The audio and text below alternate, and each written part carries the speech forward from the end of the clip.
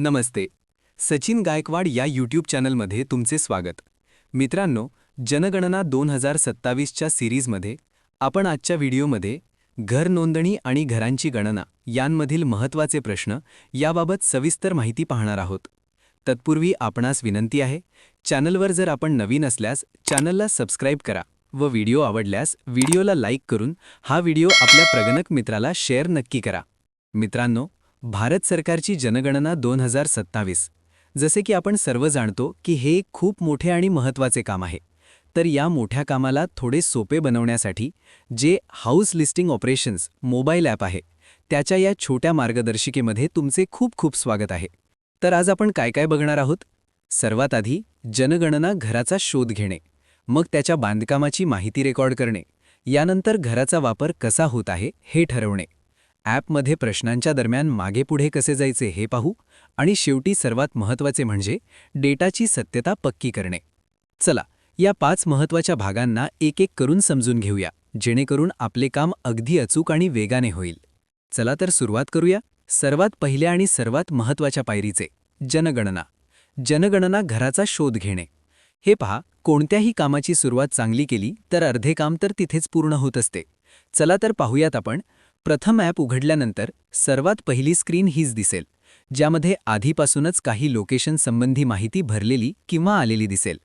तुमचे काम फक्त एवढेच आहे की जो हाऊस लिस्टिंग ब्लॉक तुम्हाला मिळालेला आहे तीच माहिती स्क्रीनवर आलेली आहे की नाही हे तपासून आणि कन्फर्म करून घ्या. आता इथे 3 गोष्टी आहेत. पहिले आहे लाईन नंबर, प्रश्न क्रमांक 1. हे ॲप आपोआप तयार करेल. दुसरे आहे प्रश्न क्रमांक 2, बिल्डिंग नंबर. हे तुम्हाला बिल्डिंगवर जे लिहिले आहे तेच टाकायचे आहे. आणि तिसरा म्हणजे प्रश्न क्रमांक 3, जनगणना घर क्रमांक, जे तुम्हाला घराच्या दरवाजावर मिळेल. सर्वात महत्त्वाची गोष्ट जी लक्षात ठेवायची आहे ती म्हणजे ॲपमध्ये टाकलेले नंबर आणि बिल्डिंगवर लिहिलेले नंबर तसेच लेआउट मॅपचे नंबर अगदी सारखेच असले पाहिजेत. यामध्ये कोणतीही चूक नसावी. चला आता पुढे जाऊया, ज्यामध्ये आपण पाहूया घराच्या बांधकामाची माहिती, म्हणजेच प्रश्न क्रमांक 4, 5 आणि 6. यामध्ये आपण हे शोधणार आहोत की घराच्या भिंती, छत हे नेमके कशापासून बनले आहे. आता प्रश्न क्रमांक 5 ला पाहूया. यामध्ये आपल्याला भिंतीसाठी वापरलेले मुख्य साहित्य निवडा, म्हणजे भिंत नेमकी कशापासून बनलेली आहे हे पाहणे. काही वेळा असे होते की प्लास्टर किंवा पेंटमुळे भिंत कशापासून बनलेली आहे हे समजत नाही. अशावेळी घाबरू नका, घरात उपस्थित असलेल्या लोकांना विचारून घ्या. आणि आता प्रश्न क्रमांक 5 प्रमाणेच प्रश्न क्रमांक 6चे देखील आपल्याला घरच्या छताबद्दल माहिती घ्यायची आहे. इथे एक महत्त्वाची गोष्ट समजून घ्यायची आहे, ती म्हणजे छत बनवण्यासाठी मुख्यत्वे करून कोणते साहित्य वापरले आहे हे समजून घेणे. अच्छा, इथे पहा, 2 प्रकारच्या टाईल्स दिलेले आहेत. एक आहे हाताने बनवलेली आणि दुसरी आहे मशीनने बनवलेली. तुम्हाला हा फरक ओळखून योग्य पर्याय निवडायचा आहे. आता आपण आलेलो आहोत अत्यंत महत्त्वाच्या प्रश्नांकडे, तो म्हणजे घराचा वापर निश्चित करणे, म्हणजेच प्रश्न क्रमांक 7. हा प्रश्न इतका खास का आहे? कारण तुमचे उत्तरच ठरवेल की तुम्हाला पुढे कोणते किती प्रश्न भरायचे आहेत. तर प्रश्न क्रमांक 7 मध्ये तुम्हाला हे जाणून घ्यायचे आहे की घराचा मुख्य वापर कशासाठी केला जातो. आणि जसे मी सांगितले की तुमचे उत्तर अत्यंत महत्त्वाचे आहे. तुमच्या उत्तरानेच ॲप ठरवेल की तुम्हाला पुढचा प्रश्न नेमका कोणता विचारायचा आहे. यालाच ॲपचे ब्रांचिंग लॉजिक म्हणतात, म्हणजे एका उत्तरातून अनेक रस्ते उघडले जाणे.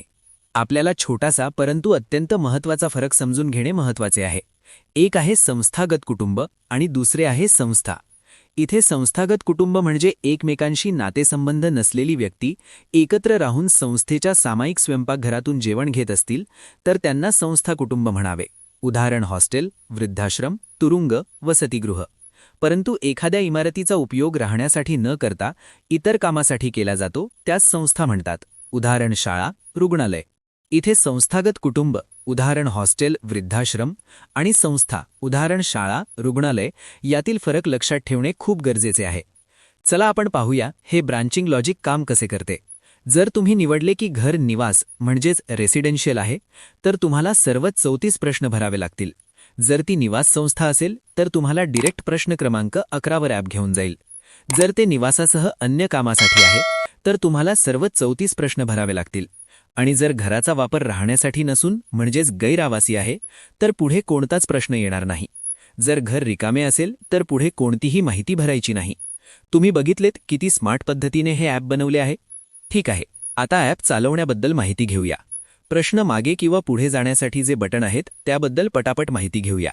तुम्ही जेव्हा कोणती माहिती भरत असतात तेव्हा स्क्रीनवर खाली तुम्हाला 3 बटणे नेहमी दिसतील: प्रिव्हियस, जंप आणि नेक्स्ट. हे तुम्हाला प्रश्नामध्ये फिरण्यासाठी अतिशय सोप्या पद्धतीने मदत करतील. हे काम अगदी सरळ सोपे आहे. प्रिव्हियस दाबल्याने तुम्ही मागील प्रश्नावर जाल, नेक्स्ट दाबल्याने पुढील, जंप बटनाने तुम्ही कोणत्याही प्रश्नावर थेट पोहोचू शकता, लाईनप्रमाणे जाण्याची आवश्यकता नाही. कोणत्याही प्रश्नावर डिरेक्ट जायचे असल्यास या बटनांचा वापर करावा.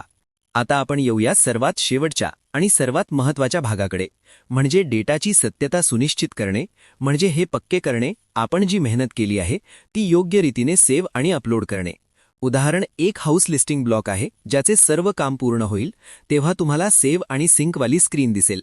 इथे तुम्हाला एक स्वाक्षरी करून कन्फर्म करावे लागेल की सर्व माहिती बरोबर आहे. हे तुमचे फायनल कन्फर्मेशन आहे. या संपूर्ण प्रक्रियेचा एक गोल्डन रूल आहे: आधी विचारा, मग माहितीची पडताळणी करा, त्यानंतर ती रेकॉर्ड करा, मग एकदा रिव्ह्यू करा, मग सिंक करा आणि शेवटी पूर्ण म्हणून मार्क करा. बस एवढ्या पायऱ्या तुम्हाला प्रत्येक कुटुंबासाठी फॉलो करायच्या आहेत. जर आपण ही प्रक्रिया योग्य प्रकारे पाळली तर आपल्या देशाची एक खरी आणि विश्वसनीय प्रतिमा तयार होईल. हे फक्त डेटा एंट्री नाही तर आपल्या देशाच्या विकासाचा एक भाग आहे. व्हिडिओ आवडल्यास चॅनलला सबस्क्राईब करा व व्हिडिओला लाईक करून हा व्हिडिओ आपल्या प्रगणक मित्राला शेअर नक्की करा. भेटूयात पुढील नवीन व्हिडिओमध्ये. धन्यवाद.